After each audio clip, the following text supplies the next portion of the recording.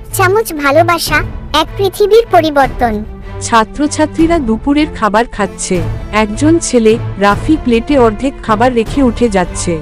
রাফি বলল, উফ, এত ভাত খেতে পারবো না, ফেলে দিই। সে প্লেটটা ডাস্টবিনে ফেলে দেয়। পেছনে ক্যান্টিনের এক কর্মচারী, বৃদ্ধ লোক চুপচাপ তাকিয়ে থাকে। আমরা অনেক সময় বুঝতেই পারি না, কারো ফেলে দেওয়া জিনিস কারো আশীর্বাদ হতে পারে। বৃদ্ধ লোকটি ক্যান্টিনের অবশিষ্ট খাবার গুছিয়ে একটি পুরনো টিফিনে রাখছে। তার ছোট মেয়ে ঘরে বসে বলল, বাবা, আজ কিছু খাবার আনতে পারবে? বাবা বললেন, হ্যাঁ মা, একটু অপেক্ষা করো, আজ একটু বেশি বেঁচে গেছে। তারা দুজন চুপচাপ বসে সেই ফেলে দেওয়া খাবার খায়। মেয়েটির চোখে আনন্দের ঝিলিক। যা আমরা ফেলে দিই তা হয়তো কারো রাতের সুখের খাবার।